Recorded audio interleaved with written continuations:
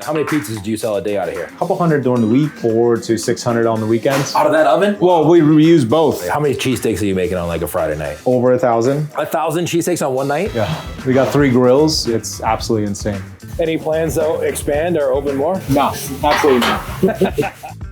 We're about to head into Del Rossi's. I've been wanting to come here for a long time. Michelin star rated cheesesteak, very popular place. And also one of the places that does cheesesteaks and pizza extremely well. It's hard to do both extremely well, like they're doing here, where they're a high rated pizza shop and a Michelin star rated cheesesteak, which is kind of unheard of. So we're about to head inside. Nish is gonna show us the inside, the exterior, show us the downstairs, show us how they make their bread, the process, and then we're gonna finally try some of these pizzas and cheesesteaks. Let's go. Yeah, thanks for coming. Appreciate it. This is great. I know that I've been following you for a long time, and when I was coming to Philly, I always go to a new city, and I always go on social media. I'm like, hey, where should we go? Yeah, we're going to Philly. Any good places there? You popped up a lot. When did you actually take over this place? Because it was an existing business that you bought, right? Yeah, March 6th, 2029. So Philly shut down all the dining rooms and all that March 15th. Wow. So, and then how did you, what happened after that? Just switched to a delivery, a takeout only model. We couldn't even let people in the building. We had to hand them food outside. How old is this building? Pretty old, bro. Right? Yeah, this is probably at least 100 years old. Wow. Redone a few times, yeah. All right, so we're heading back. So this, you said when I first walked in, this is your dining room, but this is where you guys are prepping stuff in the morning, right? Yeah, this is used as like storage and prep in the morning for bakery. Well, what do you make here? You make your bread, you make the dough. Did you make anything else like fresh like that when it comes to? We cut the meat here. We butcher the meat here. So these are the 2 most important machines, the dividing the dough and shaping the dough. And this is the mixer. Is this the mixer just for the rolls? Correct. Is it sourdough? It's completely different dough than pizza. Pizza is bulk fermented. This is bulk fermented for like an hour, but then we individually ferment the baguettes overnight. Walk me through the process. You make the dough.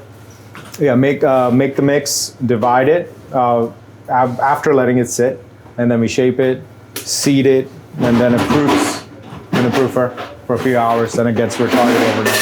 In the walk-in? Yeah, it's a walk-in. I'll show you. Did you see any of the end products? Those look great. Yeah.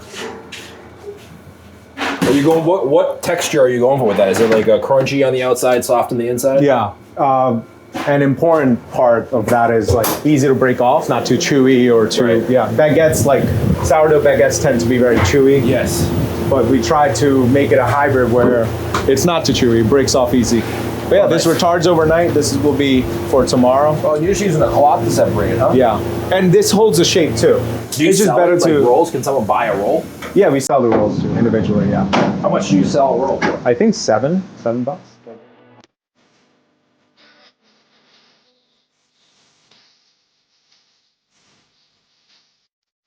How many recipes did you have to go through in order to get the final recipe you have? We tried like 4 different ones, and we still like sometimes change the ratios, but that's a rare occurrence anymore. The only thing that we play with now is just temperatures and... Philly's like Boston, so your temperature swings are pretty drastic, right? Winter is cold and makes dry. A huge difference in how everything's happening in the building. It gets super humid in the summer, and that really messes with the dough.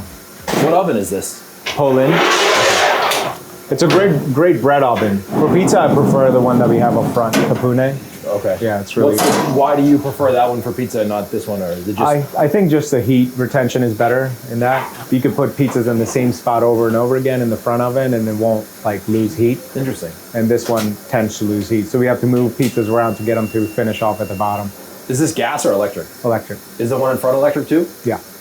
Both 3-phase, both 30 amps. This pipe. Gotcha. So we have 3 walk-ins down here, believe it or not. Damn, you guys get flour everywhere too. Yeah. So this is our main walk-in for meat storage. A lot of cheese. Do you slice the cheese for the cheesesteaks? Yeah, it's important, man. A lot of caking agents in the shredded cheese. It just doesn't melt. Yeah. Another walk-in for more cold storage. A lot of Cooper Sharp in there. You'll see boxes and boxes. We grind our own chicken for cheesesteaks, chicken cheesesteaks. So all the bulk dough will go in here shortly. Okay. And so this is a certain temperature? Yeah, it's like 55 to 65. So he's gonna make the mixes in like an hour or two, and they'll bulk overnight. How many batches of dough are you making a day? How many pizzas do you sell a day out of here? A couple hundred during the week, and like 400 to 600 on the weekends. Out of that oven? Yeah. Wow. Well, we use both. Oh, do you? On the weekends, we use both. I was gonna say that's a lot of pizzas to crank out of that oven. That oven couldn't. I mean, not even the oven. It's just we wouldn't have the space in the oven. There's 3 pizza guys on Friday night, Saturday night in the front. 3 pizza guys in the back. Interesting. So one is shaping, one is cooking, one is cutting. And they're all trained to do all of the positions. It's absolute chaos, but we make it work. I mean, you got it looks deceivingly big in here, but it's still not a huge space. No. Especially where you're working out of. We have no space here. I can only imagine what it's like to work here on Friday. How many cheesesteaks are you making on like a Friday night? Over 1,000. 1,000 cheesesteaks on one night? Yeah. We got 3 grills. Yeah. It's absolutely insane. Oh, nice. Yeah, this is our little butcher area. Holy shit. This meat slicer is insane. He didn't even know you were coming. Oh, no. Yeah, can I get it?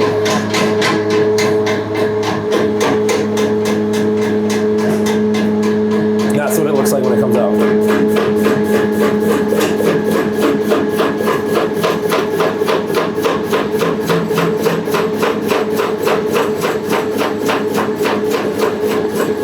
It's pretty thick, dude. Thicker than you'd think it would be. Yeah.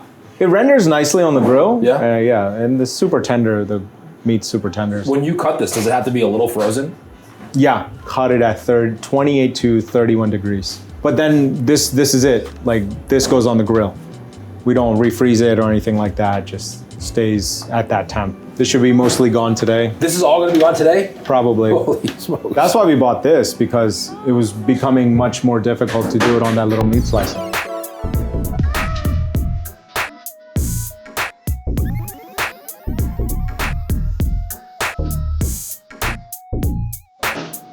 I love the dough, man. It looks nice and airy. And Yeah, super. what's your process for that? How many Bulk hours? ferment, 24 hours. Okay. And then you ball it, and then when do you use Another 8 hours after that.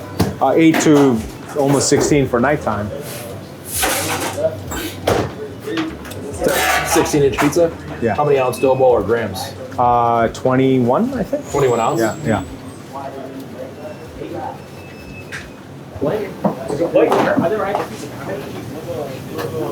Yeah, they're making 1,000 cheesesteaks out of here. That's crazy. Yeah. So when you're busy on a Friday night, this is just full. Completely full, yeah. Do you still love the business? Like, do you enjoy it? Yeah. It's so much fun. Yeah, we get to meet cool people, like doing the thing for the Eagles on Saturday for the draft day. Any plans to expand or open more? No, absolutely not. I've done it before. It's not fun. Any advice for someone looking to get started in the pizza business? Don't take on too much debt. Or sign a bad lease. Sign a lease that you think you can afford if even a business is not great. If you're a first-time restaurant owner, buy used equipment, buy the cheapest things you can to see if you can make it work. And if you make it work, buy the nice things afterwards. Appreciate it. I'm excited to try the pizza now. Yeah, let's do it. All right, so this is the pizza here. It looks great. Look at these air bubbles in here. And then we got the steak and cheese over here. Long hots. I did no onions. Probably a rookie mistake, but that's what I did. Right there. That's the bunny shot. Classic pepperoni pizza. Looks great. Kind of two businesses in one. Cheesesteak business and a pizza business. They're merged, right? Yeah. If you had to choose one, which one is better? Which one's easier, more profitable, easier to run? I You like would better? 100% pizzas. Yeah. Yeah. All day. It takes me 5 guys to run a pizza shop versus 15 cheesesteak guys that I have to have on staff. Not that that's a problem, but it's just a lot of personalities, a lot of moving parts. We have to butcher the meat, we have to bake the bread, we have to cut the cheese. Pizza, you just make the dough. It's the same profitability? No, nowhere near. Ribeye is like $6.50 a pound plus, and that's just the ribeye. You have to trim it, the labor piece, cutting it, plus the bread we're making in house, and beef tallow on the grill, Cooper Sharp. You're talking like $12 for a sandwich before it's out the door. People don't understand that. Yeah.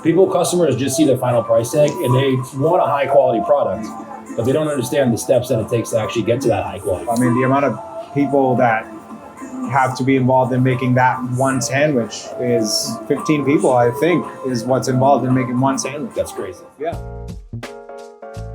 All right, so Okay, I'm falling out everywhere. This is great. I love the fact that it is heavy. So it is a heavy sandwich, but the bread is so light. I think it's a good mix of crunch, not crunchy on the outside, but it's got a little bite on the outside. But the inside of the bread is real soft and airy. Really, really soft and airy. So when you pull the bread out, you get a little chew on it, but not like, you're not like fighting it. They're making bread just for today. They're doing 70 dozen. Just for today, on a Friday, they're gonna do 1,000 rolls. One of the best cheesesteaks I've ever had. One of the best pizzas I've ever had. This is a good combo. I think I would rather do 400 pizzas than 1,000 cheesesteaks. But he's doing both. And then you can check the back out. Looks great, right? Yeah. Nice pepperoni pizza. There we go. That's a great slice. They also do kind of like a New Jersey pie where they put the cheese first and then they dollop the sauce on. So sometimes you get this real nice big bite of sauce, but the sauce is real clean. Nice, clean, fresh tomato. So you get a little of that mixed in here. And then this is a great pizza. Highly recommended. One more bite. All I know is I've been in Philly for a grand total of 2 days. I'm already sick of cheesesteaks. How do you guys do it? Jeez. I mean, I can eat pizza every single day of my life. Twice a day. Every day, twice a day. I've had 3 cheesesteaks, I'm tapping out. I don't know how you guys do it here in Philly. Is he right behind me? He's right behind me, isn't he?